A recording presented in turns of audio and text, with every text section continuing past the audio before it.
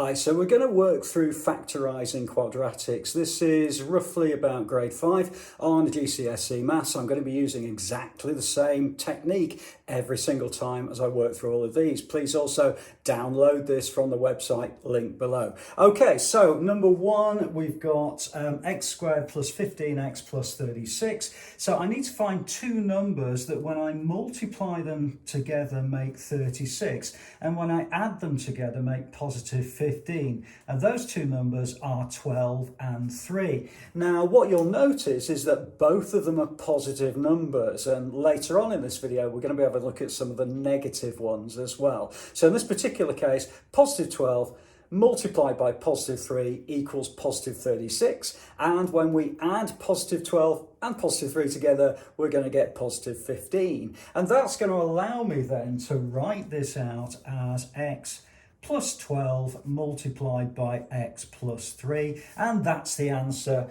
to that particular question. So same technique with question number 2. Okay, so question number 2, I've got two numbers that when I multiply them together make positive 10, and when I add them together make 11. Well, that's going to be positive 10 and positive 1, so I can write that as x plus 10 multiplied by x plus 1.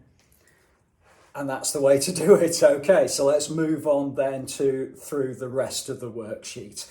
Okay, so with number 3, I've got this particular question where I've got x squared plus 7x plus 6. So if I've got two numbers, positive 6, that's going to be plus 6 and plus 1, and then it's going to give me x plus 6 multiplied by x plus 1, and that would be the answer to that question. Okay, now it's going to get a little bit trickier because now we've got a negative in there, so we're going to start looking at how we multiply negatives together to make, well, you'll see what I mean. Okay, so if I've got plus 36, I can certainly multiply 9 and 4 together, and 9 and 4 together will add to make positive 13, but actually minus 9 times minus 4 will make positive 36 and add together to make minus 13. So you just have to be a little bit careful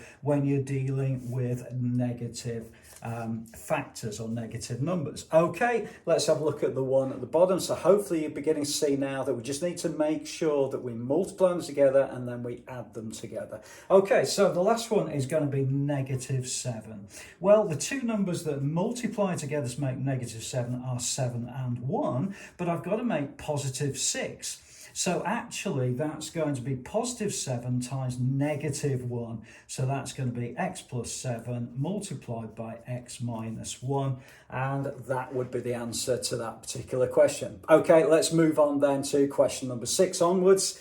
Okay, so question number 6 onwards, we've got now x squared minus 3x minus 40. Okay, so let's have a look at that. Well, the two numbers that multiply together to make minus 40 are going to be plus 5 and minus 8. Okay, pop that into there, x plus 5 multiplied by x minus 8. Okay, let's move on to minus 28. So two numbers that make minus 28 are positive 7 and negative 4. When they add them together, I'm going to make positive 3. So that's going to be x plus 7 multiplied by x minus 4.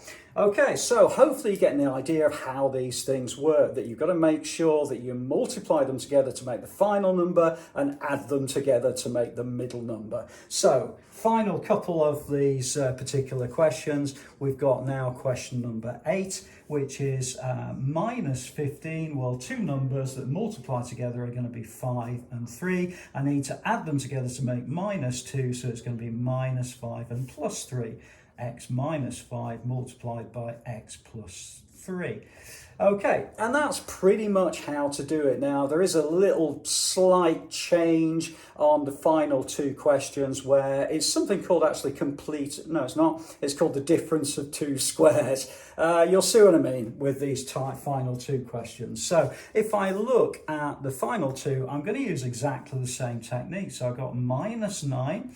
What two numbers multiply together to make 0, it's the bit in the middle, is going to be plus 3 and minus 3. What happens is that those two terms will actually cancel themselves out when you expand them. Okay, and then very much the final question, that's going to be minus 144. Well, that's going to be plus 12 and minus 12. So that's going to be x plus 12 and x minus 12. Okay, and that's it.